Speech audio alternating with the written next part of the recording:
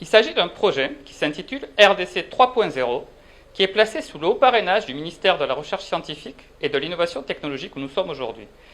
Ce projet, il a deux composantes. La première des composantes, c'est que nous allons faire un grand film de 90 minutes sur l'immense forêt primaire de la RDC. Et la deuxième composante, qui est aussi très importante, c'est que nous allons faire un plan de protection et de rentabilisation financière de cette forêt de RDC, qui est plus de 2 fois plus grande que la France et qui est aujourd'hui le premier poumon vert de la planète. Alors, ce projet, à l'origine, il est né des conclusions alarmantes que nous avons eues à la conférence de Paris, la COP21 en 2015. Et nous avons décidé, 2 ans après, en 2017, de commencer les premières études et les premiers repérages en vue du lancement de ce projet. Ça sera d'abord un film extrêmement spectaculaire qui sera tourné en plusieurs langues et que nous diffuserons dans le monde entier. En accord avec TV5 Monde et les studios Canal, nous espérons toucher 180 pays et plus de 400 millions de spectateurs. Ce film, il va porter sur votre forêt, qui est un trésor pour l'humanité.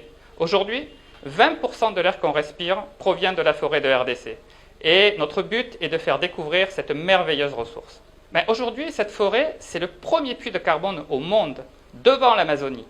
C'est la première fabrique d'oxygène du monde. Vous avez aussi la plus grande tourbière du monde, qui est tellement immense qu'elle est même plus grande que l'Angleterre. Avec 150 millions d'arbres, cette forêt est aussi immense. Et elle stocke 40 milliards de tonnes de carbone dans ses profondeurs. C'est colossal. Donc c'est un atout majeur contre le réchauffement climatique. C'est une forêt qui emprisonne les gaz à effet de serre qui sont à l'origine aujourd'hui du réchauffement climatique. Nous allons rentabiliser cette forêt sans couper un seul arbre. Parce que le carbone séquestré aujourd'hui, c'est une immense richesse. Au G20 d'octobre 2021, le président Tshisekedi a attiré l'attention des présidents et chefs de gouvernement sur l'importance cruciale du prix de la tonne de carbone forestier.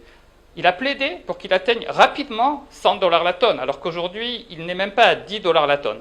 Mais vous savez, même à 10 $ la tonne, le capital immobilisé aujourd'hui, il serait de 400 milliards de dollars, c'est-à-dire